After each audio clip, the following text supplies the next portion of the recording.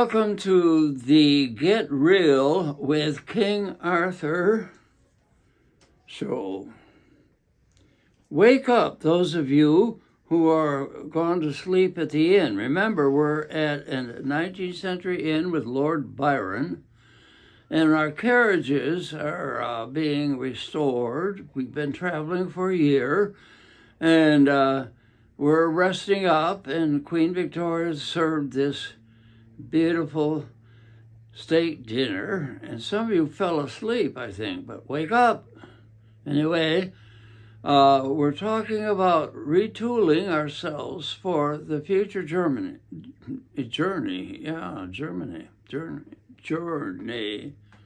And we talked about loving our body, taking care of it, and whatever it is, it's a marvelous instrument.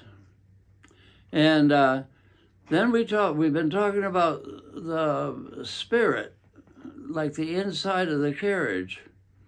And we're talking about some negative things that need to be cleaned out, like resentment and negative feelings and going over things in the past, whatever. I forgot to mention defensiveness. Don't go around defending yourself. Others will do it. Now, if someone is spreading inaccurate information, then you need to correct it. But if they're after your motives, let it pass. My best college buddy would listen to people criticize him. He never answered them. Oh, boy, everybody who knew him wanted to defend him. He's a great guy. Anyway, now we're going to a very sensitive area. Hold on, because I'm going to stop preaching and going to meddling. I don't know how we're going to relate this to the carriage, maybe to the wheels or something. Because one of the things that we need to tune up on is checking our, well, I don't know, we call it conscience. Some people Christians call it the spirit inside. And see if you are doing something you know or feel is wrong. Now, I hope we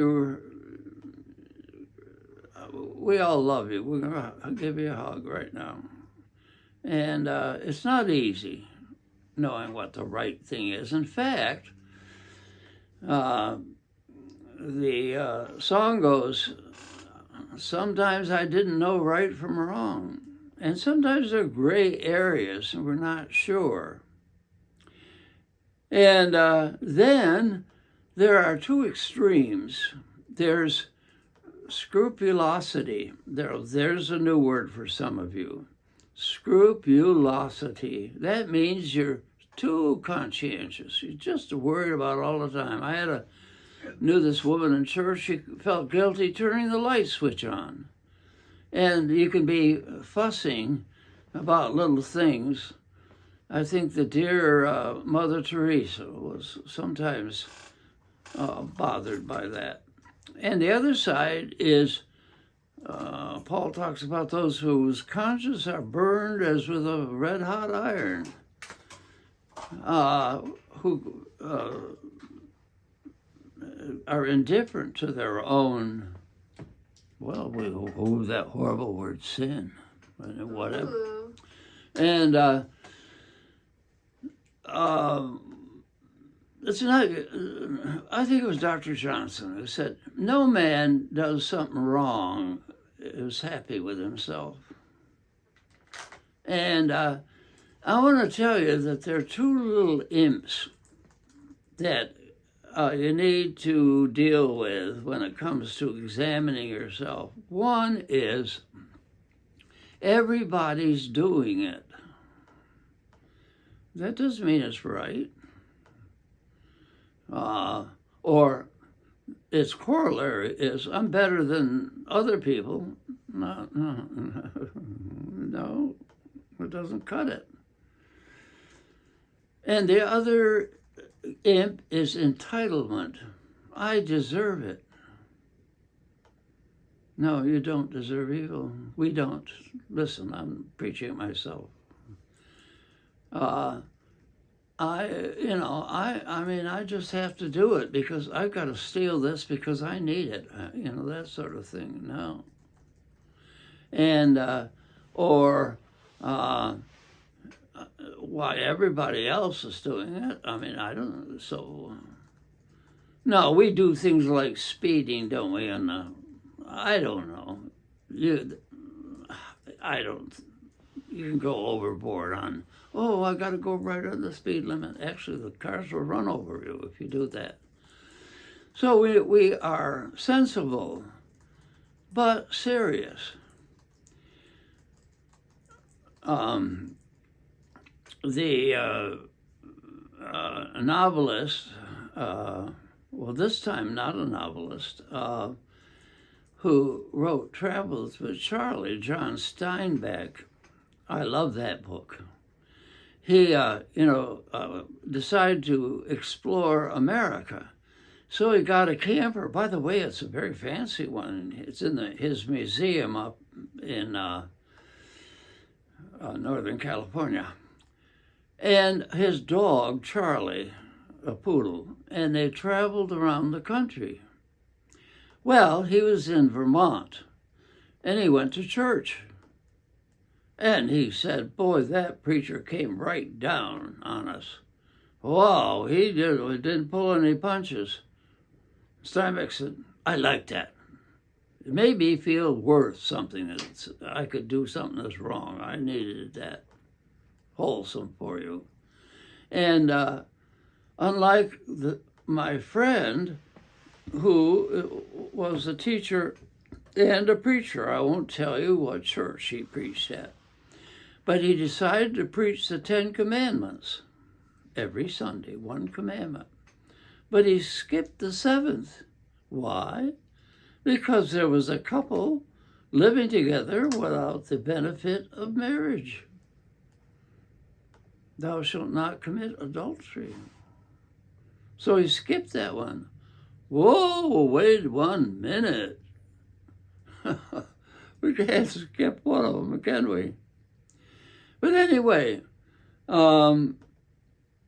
you'd be surprised. You decide to do the right thing, and you'll be surprised how easy it is. You get help anyway. I was been reading this book. I'm going to recommend books to you.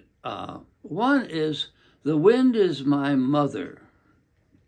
It's written by Bearhart, who is a Native American. He's also a leader in the Native American Church. He's also a medicine man, though he doesn't like that term. And he made the statement, now I'm not sure about this, I'm going to talk about it, that there are many roads to God, but only one path. There is a path. It's a simple one. It's doing what you know is right. When I was teaching at the prep school, one of my colleagues sent a student to me because we were reading The Brothers Karamazov by Dostoevsky. And suddenly, he got some concern about his religion. He didn't have any, I guess. I don't know. So my colleague, who's a wonderful teacher, got this big chart. All the religions of the world, red and blue, running along. So this 18-year-old guy said, where do I start? Well, I was complimented. My friend Jack said, go see Siemens. And I told him something he didn't want to hear, I think. I didn't say, well, now you need to study the blue line or the red line or become a Sufi or something. I said, let me tell you, start by doing what you know is right now. Well, Scripture even says, men through wisdom knew not God. The path that Bearhart is talking about is something called walking in the light.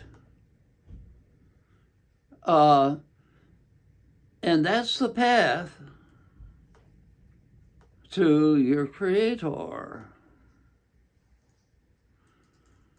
Now, I was riding in a train from Chicago.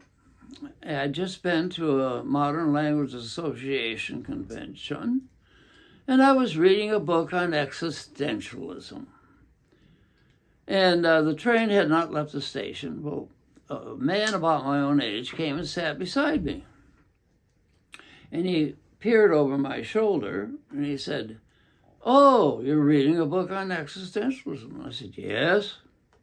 Well, he said, "I want to tell you something." He said, "I've tried every religion in the world. I've tried them all.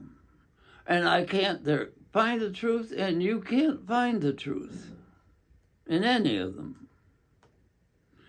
Now, I did a very rude thing. I didn't mean to be rude. I said, "Did you ever hear about walking in the light?" No, he'd never heard of it. Well, I said, walking in the light is doing what you know to do is right already. You know that the Creator is the opposite of evil, so do good. Then I was really rude. I didn't mean to be. I said, "Let me ask you a question. In every area of your life, are you doing what is right?" Woo, talk about rude. The temperature of the train car went down 30 degrees. And he said, "No." Not another word was spoken.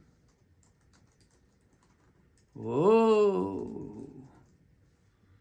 He wanted to do what was wrong, but think his way to God. Bearhart says no. There's one path.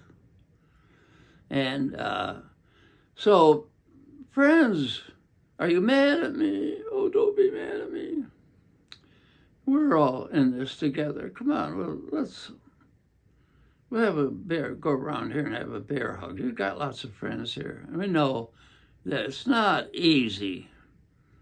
There's so many difficulties in life and a little confusion, yes. But please, don't say you're trying to find your way to the Creator while you're doing something you know is wrong. So, come on, buck up here, kiddo. Stop patting yourself on the back. Kick yourself in the rear end a little bit here. And because we all are faced with lots of decisions of right and wrong, and I don't know. I guess you can be too obsessed with that. We're talking about good living. And, okay, so you did some little thing that, you know, I don't know. I don't think I like some little things like shoplifting. I don't think I like it. I don't think I like it. What about white lies? I don't know. It's not easy, but that's for you. That's your task in being a good person and a person who's clear. So that's getting the wheels straightened out in that carriage, which is being repaired here. And I saved the most difficult to the last, didn't I? Because we're pretty soon, January's going to be over. We got to start our journey next on the road, the difficult road of a new year, 2024. But get that carriage all ready. You better grease the wheels with grace and glory, and look into the mirror and say, well, I'm not perfect, but I'm trying to do what is right.